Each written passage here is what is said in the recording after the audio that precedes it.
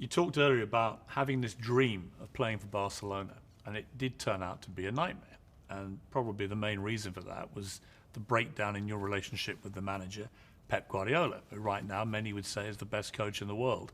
You had a very different experience with him. You called him a coward with no balls. You said when you buy me, you're buying a Ferrari. If you drive a Ferrari, you put premium petrol in the tank. You hit the motorway and you step on the gas. Guardiola filled up with diesel and took a spin in the countryside. He should have bought a Fiat. I think Guardiola is an amazing coach. When I was there, the coaching was different compared to what I had before. It's totally on a different level. That's why he's successful. Because if you see on his career, if you take the last 10 to 15 years, the guy never came third place. He's always first or second. So the coach is amazing. But I had a different situation with him because I had the coach and I get to meet the person. And it became a problem I was not aware of because I solved my problems. I look in the eyes. Doesn't mean I have to like you or dislike you. We will solve it. And it takes 1 second to solve it. We go straight and we solve it. But solve a problem, if the problem is between two persons, it takes two to solve it. And especially when the other side doesn't know. And I remember when I was there, I was like, because before I came to Barcelona, always media have their input and saying. They would go like, you don't fit in here, you don't fit in the culture, it's different because who I was. And my mistake was there, I tried to fit in instead of being who I am. Because I think it's important, like I begin the interview, being who you are is being perfect. But there I tried to be somebody I was not. And I said to him, listen, if I have too big nose for you, you tell me. If I walk strange, you tell me. If I'm not good enough, you tell me.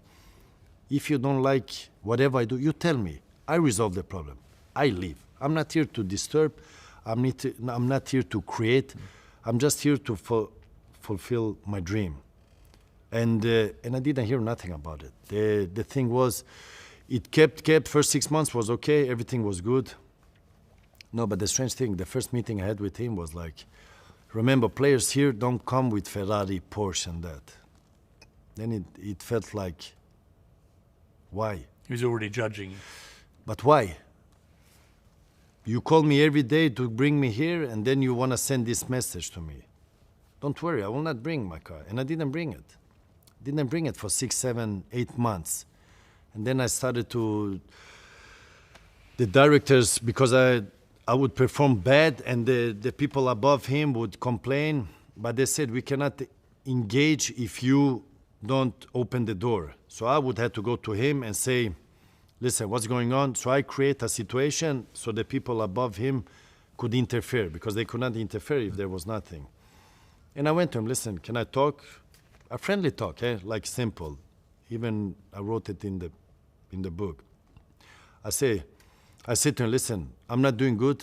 I think with the situation with Messi, putting him, I need more space. You brought me in, so I need my space to do my thing. Because the way you want me to play now is not, I'm not good enough. Then better you put the other players. So I was direct and open. And we spoke normal conversation because I never had a problem with a coach in a professional way. So the case with him was the first time I had not discussions because we didn't even come there, like a problem without knowing the problem. And he said in the end, which was cool, don't worry, I'll take care of this. I was like, okay, cool, everything is done. Next game, I'm on the bench. I said, okay, no problem. And I'm not the type that would go to the coach, why am I not playing? You should play me. Because remember, I come from hard work. You get what you work for. So for me, working hard, I would get. And not, I need to play, I want to play.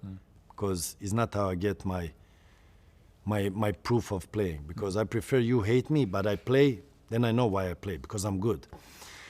Second game, bench. Third game, bench. Said, okay. And now I'm getting pumped up, because obviously I need to do more to show myself. But I noticed it was not about me performing anymore. It was, I think, my opinion, he felt offended for me saying to him I needed more space and the way I wanted to play. punishing. Which is okay. Yeah. Which is okay. He's the coach, bad results, he leaves, player stays. And I respect that. But be open to me. Be direct to me so we understand each other.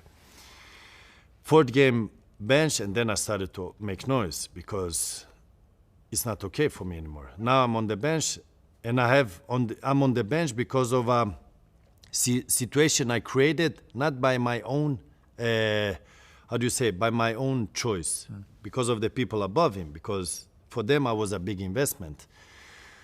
And the fourth game, I bring my Ferrari, and I bring the Enzo Ferrari. And I knew it would create another situation. So I parked the car in front of his office. So you with me, I with you. That was my motto. You parked it in front of his office? In front of his office. I said, you want to play with fire, I will bring you fire, but I will burn you.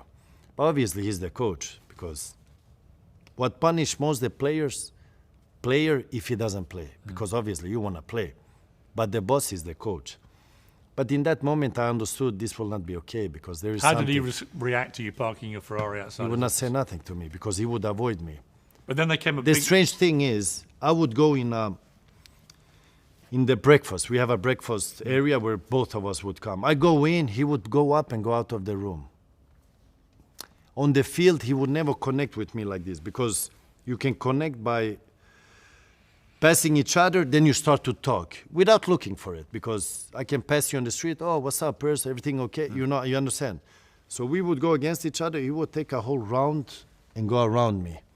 And then I noticed something was more than just the player, because it was too strange. Is that why you used the phrase coward with no balls? Yeah, because he would not confront his whatever problem he had. And he would use his right guy to resolve his problem. And probably he would say, now I don't talk about it, and is him still have it in the head, him still talking about it when this will come out.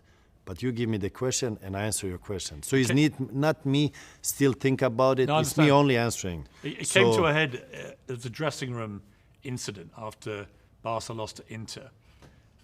And it's alleged that you threw a training kit box across the room at Guadiola. Is that true? Versus him, yeah. Did you hit him? No, he didn't hit. How did he react? But was a message? No, he stepped out of the locker room. He would not confront me. He will not confront me. Like I see him, because I follow football, I see him in the press conferences now and that, saying his thing.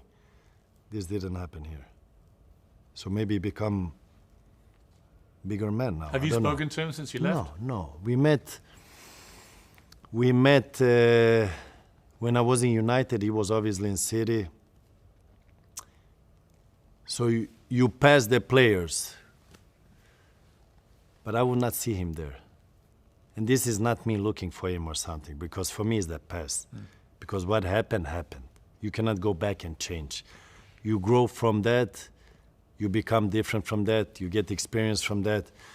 But what I know, his closest friend would stay out in the hall and wait for me to pass. And when I pass, he would come out.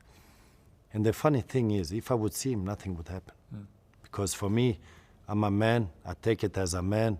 If I have a problem, I resolve it. If he's watching this interview, what would you say? He would say, I still think about it, what would you say? I am crying about. No, I think he's an amazing coach. Don't get me wrong. I think he's an amazing coach. What he's doing, he changed the game 100%. He's being very successful. But as a man?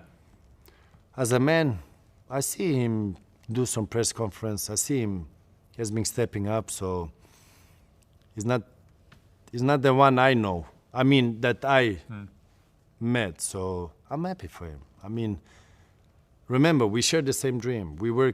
I was a professional player, he was a professional player, so I don't want any harm for him. Dislike or like, still we share the same dream. You cannot hate a person because of the situation like that. He thinks about him, I think about me. So, like I said, he's a coach, I'm a player, so I think about me, he think about him. He has his responsibility, I have mine. The difference is I resolve my problem if I have a problem. So if he would say to me, listen, your nose is too big. Listen, it's the last time we meet. You're not happy? I go. I resolve it. But I didn't know. That's my, still until today, I don't know what the problem was. You think he should have the courage to tell you? No, he shouldn't. He should run away.